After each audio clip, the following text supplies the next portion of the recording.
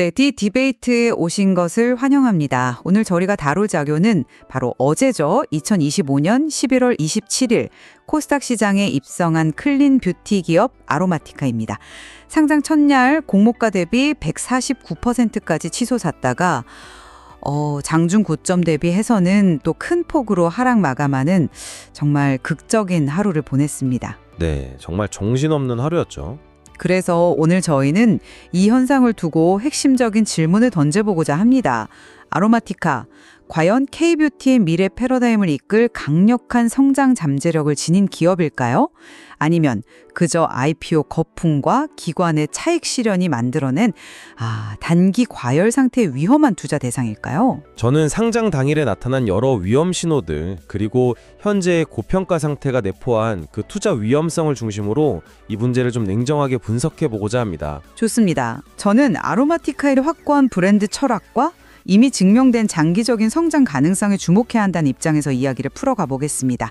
그럼 먼저 제 입장을 말씀드리겠습니다. 상장 첫날의 주가 변동은 그야말로 단기적인 소음, 노이즈에 불과하다고 봅니다. 기업의 본질적인 가치를 보려면 그 너머를 봐야 하거든요. 아로마티카의 핵심은 Save the Skin, Save the Planet 이라는 철학 아래 무려 20년 전부터 1세대 클린 뷰티 시장을 개척해온 선구자라는 점입니다. 이게 단순히 재활용 용기 좀 쓴다 이런 수준이 아닙니다. 소비자가 쓰고 버린 플라스틱을 재가공한 소위 PCR 플라스틱을 100% 사용하는데요. 이건 원료 수급부터 생산까지 훨씬 더 까다롭고 비용이 많이 드는 과정이거든요. 네, 그 부분은 확실히 차별점이죠. 그렇죠. 이게 바로 다른 기업들이 쉽게 따라오지 못하는 진정한 의미의 클린 뷰티이자 강력한 경쟁력인 겁니다. 그리고 이런 철학이 그냥 구호가 아니라는 건 숫자로 증명이 됩니다. 이미 미국, 일본 등 34개국에 진출했고 최근 3년간 글로벌 매출은 연평균 47%라는 정말 경이로운 성장률을 기록했어요. 이번 상장으로 확보한 자금은 이 성장세에 기름을 붓는 역할을 할 겁니다. 따라서 지금의 이 혼란은요, 거대한 성장의 초입에서 겪는 성장통 이렇게 봐야 한다고 생각합니다. 네, 그 성장 스토리 물론 굉장히 흥미롭습니다. 하지만 기업의 장기 비전과 현재 시점에서의 투자의 매력도는 엄격하게 구분해서 봐야 한다고 생각해요. 저는 어제 시장이 보낸 그 경고 신호에 좀 더 집중하고 싶습니다. 상장 첫날 기관 투자자들이 무려 78만 주를 시장에 쏟아냈고요. 개인 투자자들이 그 물량을 전부 다 받아냈습니다. 이건 공모가의 주식을 받은 기관들이 이 가격 이상은 과하다라고 판단하고 차익 실현에 나선 뭐랄까 전형적인 패턴이죠. 더 심각한 건 차트입니다. 시작하자마자 최고가를 딱 찍고 하루 종일 밀려서 마감하는 장대 음봉이 나왔어요. 이건 단순히 주가가 빠졌다는 의미를 넘어서요. 아침에 따따블을 기대하고 뛰어든 거의 모든 투자자가 당일 손실을 보고 소위 물렸다는 최악의 신호거든요. 시가총액 2,532억 원, 작년 연매출이 500억 원대인 기업에게는 이건 명백한 고평가 상태입니다. 여기에 최근 디퓨저 제품이 알레르기 유발 물질을 포함했다는 이유로 판매 금지 판결까지 받았어요. 안정성과 클린을 생명처럼 여기는 브랜드 이미지에 직접적인 타격을 줄 수 있는 그런 실질적인 리스크가 현실화된 겁니다. 현재 주가는 이런 위험들을 전혀 반영하지 않고 있습니다. 바로 그 상장 당일의 수급 문제부터 짚어보죠. 기관의 차익 실현, 물론 있었죠. 하지만 그건 공모주 투자의 자연스러운 과정 중 하나로 볼 수도 있습니다. 그들이 단기 차익을 실현함으로써 주가가 좀 안정화된다면 오히려 이 기업의 장기 가치를 보고 투자하려는 사람들에게는 더 좋은 가격에 진입할 기회가 될 수도 있는 거고요.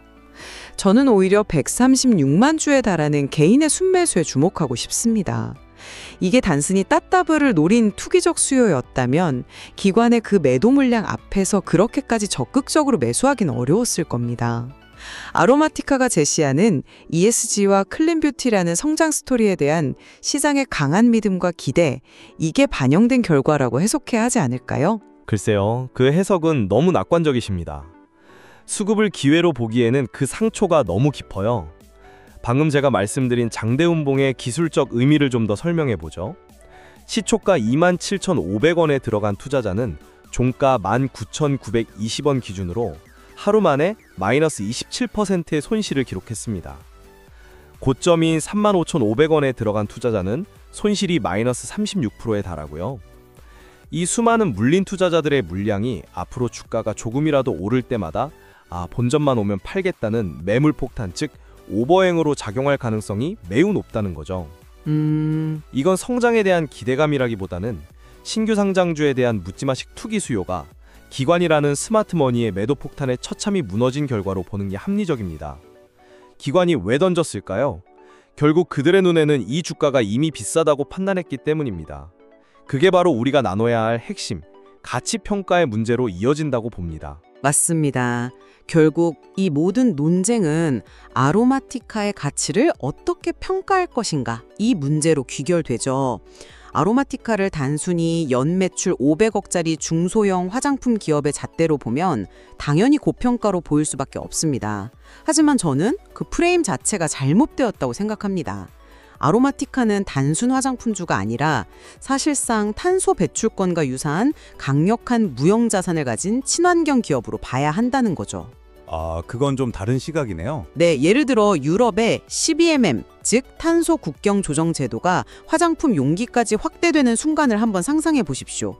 일반 플라스틱 용기를 쓰는 기업들은 실질적인 관세를 받게 되지만 100% 재활용 PCR 용기를 쓰는 아로마티카는 그 규제를 가뿐히 피해갈 수 있습니다. 친환경 패키징이 단순한 마케팅을 넘어서 실질적인 비관세 장벽을 회피하는 핵심 경쟁력이자 경제적 해자, 즉 모트가 되는 겁니다. 이런 미래 가치를 고려한다면 현재의 높은 주가 수익 비율, PER은 미래 성장성을 합리적으로 선반영한 결과라고 봐야 합니다. 그 ESG 프리미엄이라는 주장, 저는 좀 동의하기가 어렵네요. 왜냐하면 그 미래가 너무 멀고 불확실하기 때문입니다. 현재 시가총액이 2,500억 원인데 작년 영업이익이 56억 원입니다. 단순 계산으로 지금 이익 수준을 유지한다면 투자 원금을 회수하는 데 44년 이상이 걸린다는 의미입니다. 과연 유럽의 탄소 규제가 화장품 용기에 적용될지, 언제 적용될지도 모르는 그 미래의 가능성 하나만 보고 이 정도의 가치를 미리 땡겨와야 하는가? 여기에 대한 근본적인 질문이 필요합니다. ESG라는 명분으로 모든 고평가를 정당화할 수는 없죠. 오히려 지금 주가는 K-뷰티와 신규 상장주, 즉 IPO라는 인기 테마에 대한 시장의 과열된 기대감이 만든 거품일 가능성이 매우 높습니다. 자료에서도 상장일의 단기 고점을 확률이 매우 높다고 분석하고 있지 않습니까? 거품은 언젠가 꺼지기 마련이고 그 과정은 언제나 고통스럽습니다. 그 성장성이 먼 미래의 일이 아니라는 것을 바로 글로벌 확장이 증명하고 있습니다. 불과 3년 만에 글로벌 매출이 연평균 48%씩 성장했어요. 이건 단순한 희망이 아니라 이미 일어나고 있는 현실입니다. 특히 세계에서 가장 경쟁이 치열하다는 미국 시장의 아마존과 세포라에서 이미 괄목할 만한 성과를 내고 있거든요. 클린 뷰티가 하나의 거대한 트렌드인 미국 MZ세대의 소비 성향과 아로마티카의 브랜드 정체성이 완벽하게 맞아떨어진 결과죠. 지금까지는 제한된 자원으로 이런 성과를 냈다면 이제 IPO를 통해 확보한 수백억 원의 자금으로 본격적인 글로벌 마케팅을 시작했을 때 파급력은 훨씬 더 클 겁니다. 2027년까지 글로벌 매출 비중을 50% 이상으로 늘리겠다는 구체적인 목표도 괜히 나온 게 아닙니다. 잠깐만요. 그 47% 성장, 물론 인상작입니다. 하지만 그게 대부분 아주 작은 베이스에서 시작한 기저효과는 아닐까요? 절대적인 매출액으로 보면 아직 글로벌 시장에서 의미 있는 플레이어라고 보기는 좀 어렵지 않습니까? 더 중요한 질문은 이겁니다. 그 성장세를 유지하기 위해 앞으로 얼마나 많은 비용을 써야 할까요? 글로벌 확장은 막대한 마케팅 비용을 수벌합니다. 세포라메드에 입점하고 아마존에서 상위 노출을 유지하려면 정말 천문학적인 돈이 들어갑니다. 그렇죠. 비용이 들죠. 네, 이건 단기적으로 회사의 수익성을 심각하게 악화시킬 수 있습니다. IPO로 조달한 자금이 성장의 마중물이 아니라 밑빠진 독에 물붓기가 될 가능성도 배제할 수 없다는 거죠. 즉, 매출은 늘어나는데 이익은 줄어드는 수익성 없는 성장에 덫에 빠질 수 있다는 겁니다. 이 위험 역시 현재 주가에는 전혀 반영되어 있지 않습니다.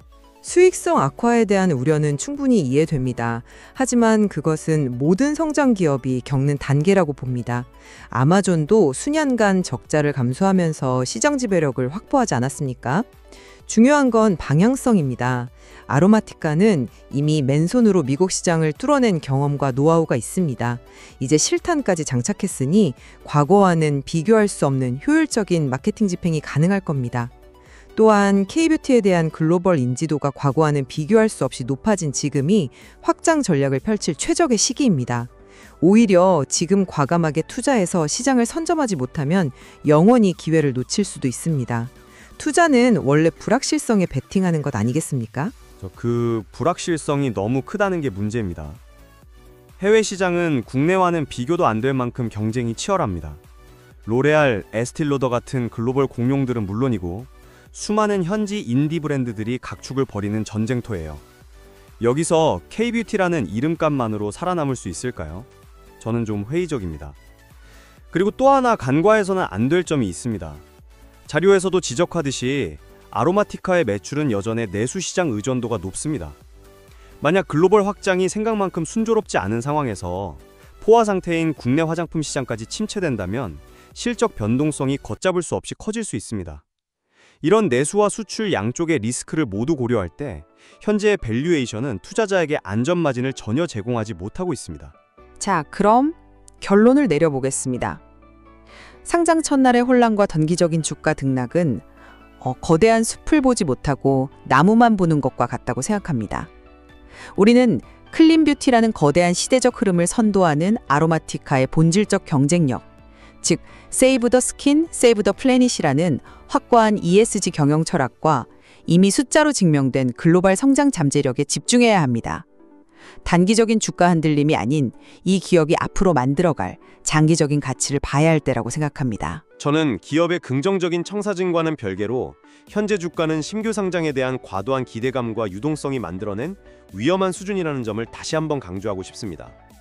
기관 투자자들의 대규모 매도라는 명백한 경고 신호, 현재 이익 대비 과도하게 높은 고평가 상태, 그리고 최근의 디퓨저 판매 금지 판결과 같은 현실화된 법적 리스크를 종합적으로 고려해야 합니다. 묻지마식 추격 매수보다는 이 거품이 빠지고 기업의 내재 가치가 시장에서 제대로 평가받을 때까지 차분히 기다리는 신중함이 필요한 시점입니다. 오늘 우리는 신규 상장 기업 아로마티카를 둘러싼 장기적 성장 가치와 단기적 투자 위험이라는 두 가지 상반된 시각을 깊이 있게 살펴보았습니다. 한쪽에서는 미래의 패러다임 변화에, 다른 한쪽에서는 현재의 가격과 위험의 무게를 두었는데요. 이 논의가 아로마티카라는 기업의 미래를 다양적으로 조망하는 데 도움이 되었기를 바랍니다. 최종적인 판단은 자료를 통해 각자의 몫으로 남겨두겠습니다.